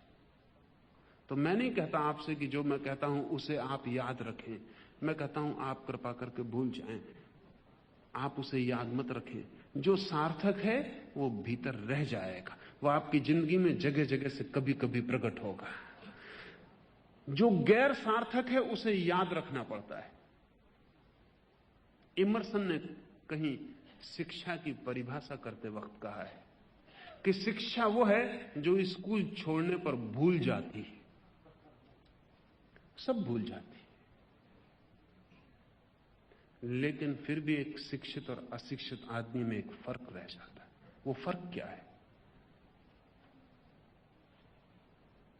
वो फर्क क्या है? वो जो सार्थक था अगर डूब गया तो वही फर्क है, वही सुसंस्कार है, वही संस्कृति है। शिक्षा तो भूल जाती है। आज कितनी आपको ज्यामिति की थ्योरम याद है? अंग्रेज लेखक समरसेट मॉम ने लिखा है कि मैं लाख उपाय करूं, और उसकी बात मुझे समझ में पड़ी क्योंकि मैं भी उसी परेशानी में रहा हूं। लिखा कि लाख उपाय करूं, ए से लेके जेड तक पूरी वर्णमाला याद नहीं आती, मुझे भी नहीं आती। उसको फिर गिनना पड़ता है। डिक्शनरी देखो तो फिर से देखना पड़ता है कि एच किसके आगे और किसके पीछे। समरसेट मॉम ने लिखा है कि कितने उपाय करो वर्णमाला याद नहीं आती। वर्णमाला याद आने के लिए है भी नहीं, भूल ही जानी चाहिए, क्योंकि जिनको वर्णमाला ही याद आती है उनको फिर कुछ और याद नहीं आए। वर्णमाला याद रखने की चीज नहीं, भूल जाने की चीज है। उसका काम रह जाता है, उसका उपयोग रह जाता है, वही उपयोग। शास्त्रों के साथ कठिनाई है, सिद्धांतों के साथ कठिनाई है। शब्द याद रह जाते हैं, उपयोग बिल्कुल याद नहीं रहता। तो मैं जो कहता हूं वह आपके मस्तिष्क पर बोझ ना बन जाए, आप उस बोझ से हल्के होकर लौटें, भूल ही जाए, उतर ही जाए। तो जो सार है, जो बीज है, वो आपके भीतर पड़ा रह जाएगा, और किसी दिन अचानक आप पाएंगे कि उसमें अंकुर आ गए, उसमें फूल आ गए।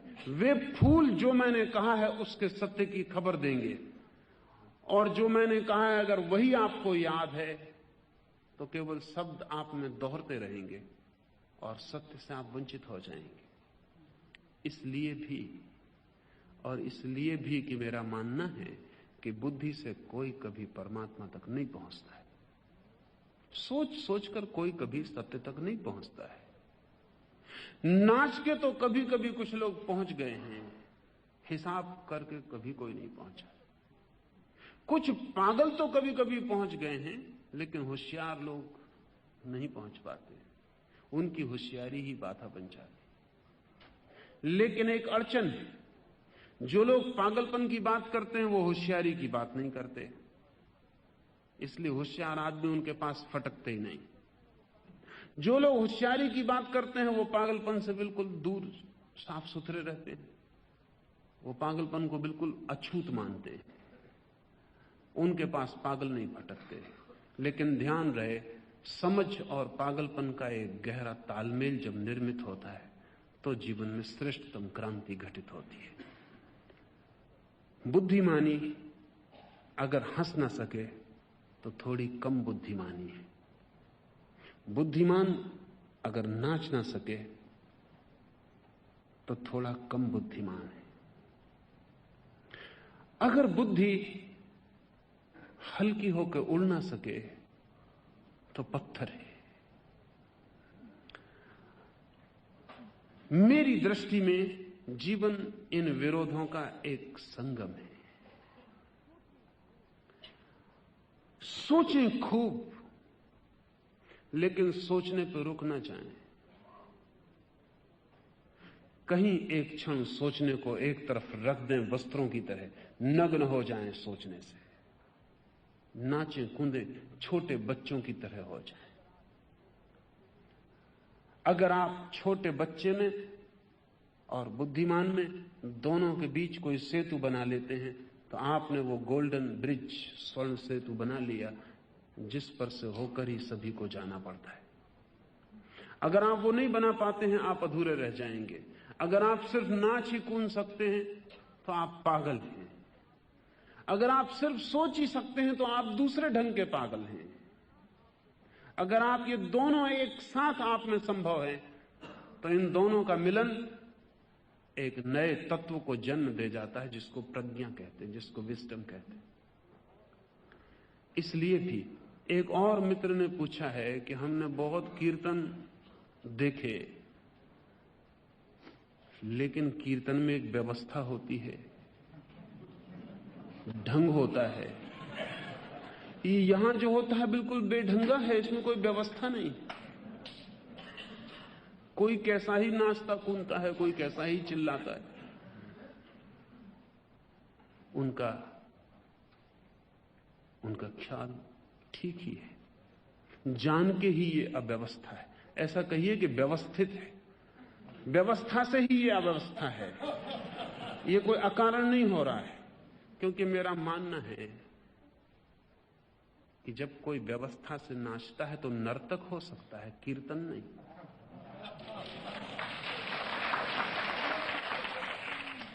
व्यवस्था एक बात है, जब कोई व्यवस्था से गाता है तो गायक हो सकता है, वो दूसरी बात है। लेकिन जब कोई भाव से, हृदय की उमंग से, सहजता से नाचता और गाता है, तब कीर्तन का जन्म होता है। कीर्तन की कोई व्यवस्था नहीं हो सकती। नृत्य एक बात है और कीर्तन में नाचना बिल्कुल और बात है। स्पॉन्टेनियस, सहज स्फूर्त होना चाहिए। जो अंतर में उदित हो रहा हो वही होना चाहिए।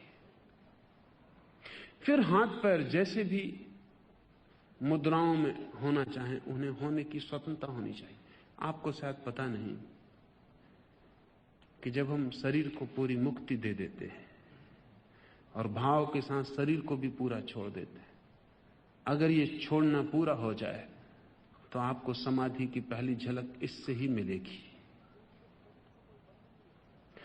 क्योंकि जब शरीर पर कोई बंधन नहीं होता, क्योंकि नियम तो बंधन है, व्यवस्था एक बंधन है, और जब आप व्यवस्था रखते हैं तो चेतन रहना पड़ता है, पूरे वक्त होश रखना पड़ता है कि कुछ गलती तो नहीं हो रही, कोई ताल में, पद में कहीं कोई भूल तो नहीं हो रही। तो फिर बुद्धि काम जारी रखती है। व्यवस्था का अर्थ है बुद्धि मौजूद है, हृदय को मौका नहीं मिला, ये हृदय पूर्वक है। तो आप अगर यहां कौन कैसा भूल चूक कर रहा है ये देख रहे हैं, आप गलती जगह आ गए। आपको किसी नर्तकी को, किसी नर्तक को देखना चाहिए, वहां भूल चूक नहीं होंगी। यहां आपको देखना चाहिए कौन कितना स्वाभाविक हो गया, और स्वाभाविक कोई हो गया है या नहीं हो गया, इसे बाहर से देखना बड़ा मुश्किल है। ये तो खुद ही हो तो ही समझ में आता है। तो बेहतर यह है कि खुद होके देखिए। एक स्वाभाविकता भी है, तब हम कुछ भी नहीं रोकते। पैर जैसा नाचना चाहते हैं नाचने देते हैं, कोई नियम, कोई अनुशासन नहीं। मन जैसा उछलना चाहता है उछलने देते हैं। एक 10 मिनट अपने शरीर, अपने इस मन को सहज छोड़कर देखिए। उस सहज में डूबते ही आपको पहली दफे एक स्वतंत्रता अनुभव होगी, जो आप छोटे से बच्चे रहे होंगे तब कभी शायद आपने उसकी झलक जानी हो, लेकिन अब तो बहुत समय हो गया उसे भूले हुए।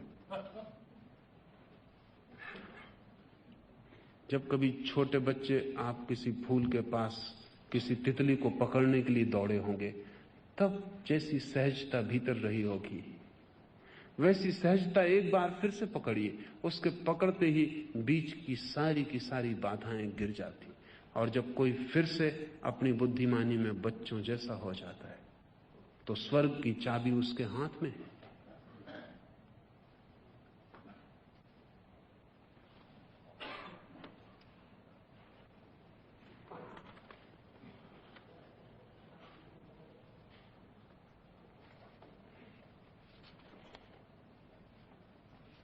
छोटे छोटे 2-4 सवाल।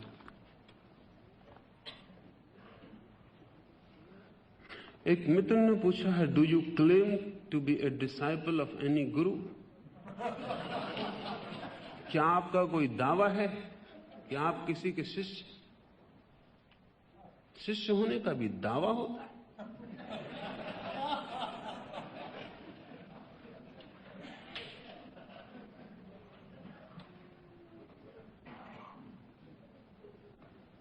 और शिष्य होना बताया जा सकता है अगर कोई एकांत का शिष्य हो। पूरी जिंदगी ही गुरु है। और जिसकी आंखें खुली हैं वो एक क्षण भी बिना सीखे नहीं रह सकता। रास्ते के पत्थरों से भी सीख लेगा, फूलों से भी सीख लेगा, आकाश के तारों से भी सीख लेगा। जो गाली देंगे उनसे भी सीख लेगा, जो फूल चढ़ाएंगे उनसे भी सीख लेगा। अगर सीखने की कला आ गई हो तो आप शिष्य होते हैं और ये सारा जगत गुरु होता है। सीखने की कला नहीं आती, इसलिए हम एक आध को गुरु बना लेते हैं। ऐसा समझें कि आप अपने घर में छिपे हैं और एक छोटा सा छेद कर लेते हैं, उसमें से आकाश को देखते हैं। कोई आदमी आकाश के नीचे खड़ा है, घर ही छोड़ दिया। जब एक छोटे से छेद से इतना आकाश दिखता था तो सोचा कि अब सब दीवारों को गिरा ही दो, बाहर ही खड़े हो जाओ। स्वभाव था आप अपने घर के भीतर से पूछेंगे कि मैं इस नंबर 1 के छेद से देख रहा हूं, आपने किस छेद से आकाश को देखा? और वो जो आदमी आकाश के नीचे खड़ा है वो आपको क्या कहे, क्या दावा करे कि किस छेद से उसने आकाश को देखा? उसकी बड़ी मुसीबत होगी। वो कहेगा छेद तो कहीं दिखाई नहीं पड़ता, आकाश ही आकाश है। जब सीखने की क्षमता पूरी होती है तो गुरु कहीं भी नहीं दिखाई पड़ता, क्योंकि गुरु ही गुरु है, आकाश ही आकाश है। तो मेरा कोई दावा नहीं। और ध्यान रहे, शिष्य होने का कोई दावा नहीं होता और गुरु होने का तो दावा हो ही नहीं सकता। क्योंकि जो आदमी दावा करता हो मैं गुरु हूं, अभी वो इतना भी नहीं सीख पाया, इतना भी नहीं सीख पाया कि गुरु होकर सत्य में कोई भी प्रवेश नहीं है। इसलिए जो गुरु के दावेदार हैं कि हम गुरु हैं, जानना कि गुरु नहीं हो सकते। गुरु दावेदार नहीं होता। शिष्य दावा कर सकता है कि फलां व्यक्ति मेरा गुरु है, गुरु दावा नहीं कर सकता।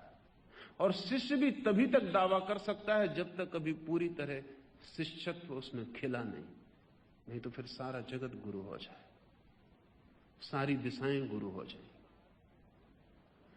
शिष्यत्व का अर्थ है सीखने की क्षमता। गुरु को पकड़ने की आदत नहीं, सीखने की क्षमता। एक नदी बहती है, कितने किनारों को छूती हुई, कितने पहाड़ों को पार करती हुई। उससे कोई पूछे कि किस घाट का तुम्हारा दावा है, तो नदी कहेगी बहुत घाट थे, घाट ही घाट थे। अब उनका नाम लेना भी मुश्किल है। अगर आप जिए हैं, ठीक से जाग कर जिए हैं, तो आपने सबसे सीखा है। असंभव है ये कि आप किसी बात से सीखे बिना बच जाएं, लेकिन हम अंधे लोग हैं, इसलिए हम गुरु को भी बनाते हैं। गुरु बनाने का मतलब ही यह है कि आपको शिष्य होने की कला अभी नहीं आई। नहीं तो गुरु क्या बनाना है, शिष्य हो जाना है। गुरु नहीं बनाना है, शिष्य हो जाना है। लेकिन हम गुरु बनाते हैं। हम गुरु इसलिए बनाते हैं ताकि दूसरों से सीखने से बचे। हमारा डर यह है कि सबसे सीखेंगे तो डूबे, एक को पकड़ लें सहारा पक्का, सब तरफ द्वार दरवाजे बंद कर लें। हम ऐसे लोग हैं कि हम सोचते हैं कि हम तो एक खिड़की पर खड़े होकर श्वास ले लेंगे और बाकी सब खिड़कियों पर सांस बंद रखेंगे, मर जाएंगे। जगत चारों तरफ से दे रहा है, इसे लेने में इतनी कंजूसी क्या है? सब तरफ से श्वास लें, शिष्य हो जाएं, गुरु की फिक्र छोड़ें। और जब आप शिष्य हो जाएंगे तो कदम कदम पर गुरु उपलब्ध होने लगेगा। जब मैं कहता हूं कदम कदम पर गुरु उपलब्ध होने लगेगा, तो इसका यह मतलब नहीं कि कोई एक बुद्ध आपको या कोई एक महावीर आपको पकड़ जाएगा और फिर आपके साथ बना रहेगा। जिंदगी अनंत है।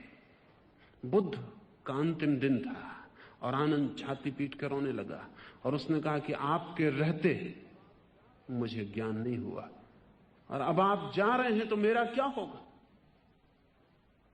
तो बुद्ध ने कहा, आनंद पागल मत बन, मुझसे पहले हजारों बुद्ध हुए, मुझसे बाद हजारों बुद्ध होते रहेंगे। और अगर तू सीखने में कुशल है तो तुझे हर कदम पर बुद्ध मिल जाएंगे, और अगर तू सीखने में कुशल नहीं तो 40 साल से तू मेरे साथ ही था, इससे भी तूने क्या सीख लिया है। बड़े मजे की बात है कि 40 साल तू मेरे साथ था और तू कहता है कि तुझे ज्ञान नहीं हुआ, और अब जब मैं मर रहा हूं तो रो रहा है कि आप छूट जाएंगे तब ज्ञान कैसा होगा। मेरे साथ 40 साल में नहीं हुआ, तब मेरे मरने से रोने की क्या जरूरत है। 40 साल में नहीं हुआ, 40 जन्मों में भी नहीं होगा। बुद्ध ने आखिरी बात जो आनंद से कही बड़ी महत्वपूर्ण है। बुद्ध ने कहा, शायद ये भी हो सकता है मेरे कारण तू संकीर्ण हो गया, मुझे तूने पकड़ लिया, तेरी सीखने की क्षमता छीन हो गई। तूने समझा कि गुरु तो मिल गए, अब क्या सीखने की क्षमता की जरूरत है। एक दफा हो गए शिष्य, बात खत्म हो गई। शिष्य हो जाना कोई खत्म हो जाने वाली बात नहीं है, ये सिर्फ प्रारंभ होती है, खत्म कभी नहीं होती। तो बुद्ध ने कहा, मैं मर जाऊंगा तो शायद तेरे सीखने की क्षमता फिर उन्मुक्त हो जाए, फिर तू खुल जाए। और ऐसा ही हुआ। आनंद बुद्ध के मरने के बाद ही ज्ञान को उपलब्ध हो सका।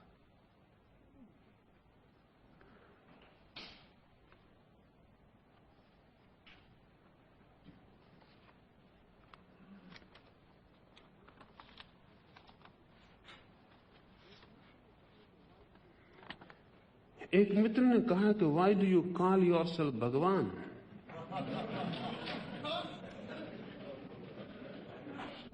और बड़े हिम्मतवर आदमी हैं, क्योंकि उन्होंने ये भी लिखा कि if you are really bold you must reply my question.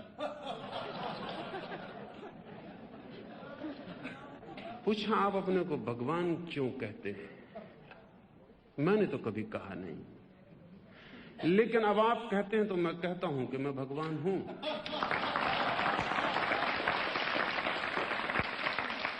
और ये इसलिए कहता हूं कि भगवान के सिवाय और कुछ होने का उपाय ही नहीं। आप भी भगवान हैं। भगवान के सिवाय इस जगत में और कुछ भी नहीं है। तो अगर कोई दावा करता हो कि मैं भगवान हूं और आप भगवान नहीं हैं, तब यह दावा अपराधपूर्ण है। मैंने कभी कोई दावा नहीं किया, मैंने कभी कहा भी नहीं, पर इससे उल्टी बात भी मैं नहीं कह सकता हूं कि मैं भगवान नहीं हूं, क्योंकि वो तो सरासर असत्य होगा। इतना ही कह सकता हूं कि भगवान के सिवाय कुछ भी नहीं है। और अब मैं क्या कर सकता हूं, क्योंकि भगवान के सिवाय कुछ भी नहीं है। आप भी भगवान हैं। इसका पता ना हो ये हो सकता है, इसका पता हो ये हो सकता है। जिसको पता नहीं है उसे पता करने की कोशिश करनी चाहिए। भगवान का अर्थ है अस्तित्व, शुद्धतम अस्तित्व। वो जो हम हैं अपने मौलिक स्वभाव में, उसका नाम ही भगवत्ता है। लेकिन हमारे मन में भगवान की न मालूम क्या क्या धारणाएं, उससे तकलीफ होती है। कोई सोचता है भगवान वो जिसने दुनिया को बनाया, तो स्वभाव तो मैंने दुनिया को नहीं बनाया, इसलिए ये झंझट तो मुझ पर नहीं है।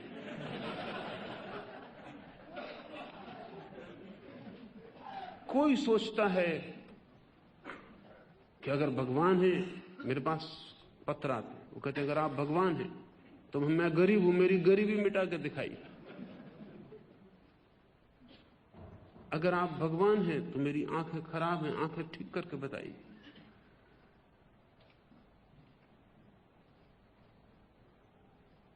नहीं, भगवान से वैसा भी मेरा कोई प्रयोजन नहीं है। आपकी आंखें खराब हैं, इसके लिए आपके भीतर का ही भगवान जिम्मेवार है। उसमें थोड़े फर्क करिए। आप गरीब हैं, आपके भीतर का भगवान ही जिम्मेवार है, उसमें कुछ थोड़े फर्क करिए। और किसी बाहर के भगवान की तरफ मत देखिए, क्योंकि जिसे भीतर का भगवान ही नहीं दिखाई पड़ रहा, उसे बाहर का भगवान दिखाई नहीं पड़ सकता है। नहीं, मैं कोई ताबीज प्रकट करने वाला भगवान भी नहीं कि कोई चमत्कार दिखाइए अगर भगवान। ऐसे तो मदारियों में भी भगवान होते हैं, लेकिन भगवान मदारी होने में बहुत रस लेते दिखाई नहीं पड़ते। भगवान से मेरा अर्थ है कि वो जो आपकी शुद्धतम सत्ता है, जहां सब कचरा, जहां सब व्यर्थ असार अलग करके आपने अपने को देख लिया है, तो आप भगवान हैं। कोई दुनिया बनाने की जरूरत नहीं है आपके भगवान होने के लिए, नहीं तो फिर आप भगवान कभी हो ना पाएंगे, पक्का समझ लेना। किसी की आंखें ठीक करना जरूरी नहीं है आपके भगवान होने के लिए, नहीं तो फिर आप भगवान कभी हो ना पाएंगे। और या फिर कोई डॉक्टर भगवान हो जाए। भगवान होने का अर्थ ही यह है कि वो जो हमारे भीतर छिपा स्वभाव है, जो ताव है, वो जो हमारे भीतर का अस्तित्व है, उस अस्तित्व की प्रतीति, उस अस्तित्व में प्रवेश। तो ये झंझट भी आपकी अलग कर दूं। नाहक आपको लगता है कि मैंने क्यों अपने को भगवान कहा, अभी तक कहा नहीं था, आज मैं आपको कह देता हूं, मैं भगवान हूं। उससे अड़चन मिटेगी, उससे सुविधा हो जाएगी। लेकिन इसका यह मतलब आप मत समझ लेना कि आप कुछ और हैं।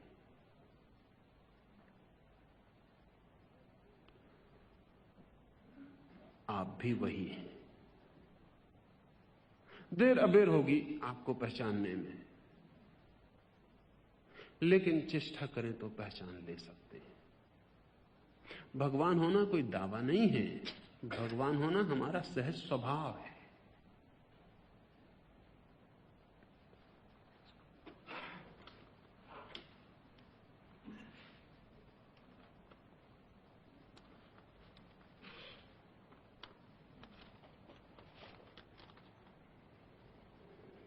शेष प्रश्न तो पुनरुक्तियां हैं।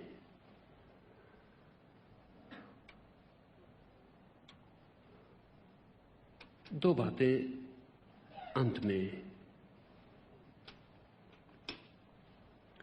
प्रश्न पूछ लेना कठिन नहीं है, जवाब देना भी कठिन नहीं है। जो प्रश्न भी पूछा जा सकता है उसका जवाब भी दिया जा सकता है।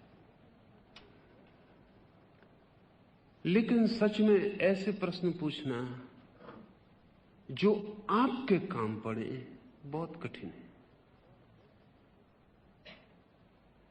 और वैसे प्रश्नों का जवाब देना भी आसान नहीं है।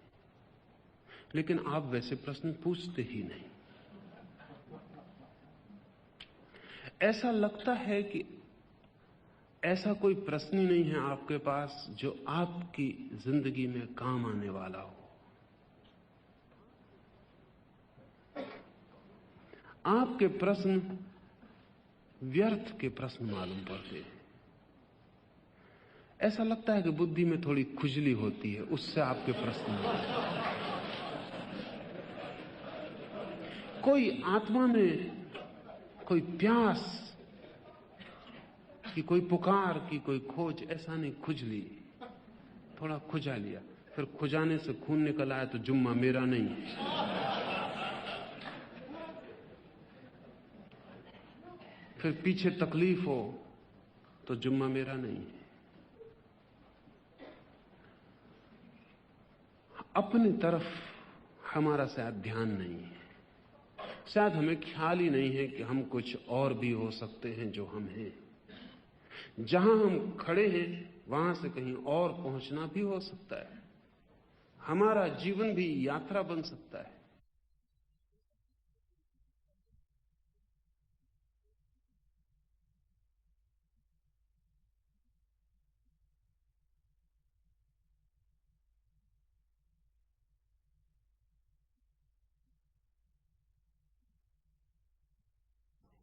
उसका हमें कोई ख्याल नहीं। हम पूछे चले जाते हैं कुतूहल बस, बिना इसकी फिक्र किए कि अगर इसका उत्तर मिल जाएगा तो फिर क्या करना है। तो जैसे एक मित्र ने पूछ लिया, आप अपने को भगवान क्यों कहलवाते हैं या कहते हैं? कोई भी उत्तर हो, इससे उस मित्र को क्या होगा? कोई भी उत्तर हो, मैं कह दूं मैं भगवान हूं, मैं कह दूं मैं भगवान नहीं हूं, इससे उस मित्र को क्या होगा? मेरे संबंध में दिया गया कोई भी वक्तव्य उस मित्र को क्या लाने वाला है? खुजली है, थोड़ी खरोंच लग जाएगी, तकलीफ होगी। जिस मित्र ने पूछा है वो परेशान घर लौटेगा। अगर जवाब ना दूं तो वो समझेगा कि मैं हिम्मतवर नहीं हूं, जवाब दूं तो उसकी खुजली में खून निकलेगा, वो भी मुझे पता है। प्रश्न से उसे कोई हल नहीं होने वाला है, कोई राहत नहीं मिलने वाली है, फिर किस लिए पूछा है? हमें ख्याल ही नहीं हम क्यों पूछ रहे हैं। इसलिए हम बहुत से प्रश्न पूछते हैं, बहुत से उत्तर इकट्ठे कर लेते हैं और हम वैसे के वैसे ही रह जाते हैं जैसे थे। आगे के लिए आपसे कहता हूं, थोड़ा सोचकर पूछें और सोचने के लिए एक कसौटी रख लें कि इसका जो उत्तर मिलेगा उससे मैं क्या कर सकता हूं। एक गांव में मैं था, दो बूढ़े मेरे पास आए, एक जैन था एक हिंदू था, दोनों पड़ोसी। दोनों ने मुझसे कहा कि हमारा 50 साल का विवाद है। दोनों साथ पढ़े, दोनों बड़े साथ, ये हिंदू है मैं जैन हूं। मैं जैन हूं, मैं मानता हूं कि किसी ईश्वर ने जगत को नहीं बनाया। ये हिंदू है, ये मानता है कि जगत को ईश्वर ने बनाया। इसमें कुछ निर्णय नहीं हो पाता, विवाद होता रहता है, अब तक कोई हल नहीं हुआ। आप आए हैं, आप हल कर दें। मैंने उनसे कहा कि अगर मैं हल भी कर दूं तो फिर तुम क्या करोगे? अगर ये पक्का हो जाए कि जगत ईश्वर ने बनाया, फिर तुम्हारे क्या इरादे? अगर ये पक्का हो जाए कि जगत ईश्वर ने नहीं बनाया तो तुम्हारे क्या इरादे? उन्होंने कहा इरादे का क्या सवाल,